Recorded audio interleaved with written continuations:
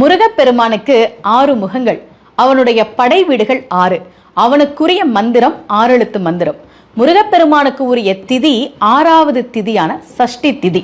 முருகப்பெருமானுக்கு உகந்த நட்சத்திரம் கிருத்திகை.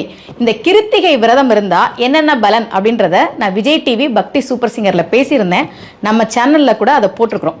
முருக பக்தர்கள் நிறைய பேர் சஷ்டிக்கு விரதம் இருப்பாங்க, சில பேர் கிருத்திகைக்கு விரதம் இருப்பாங்க.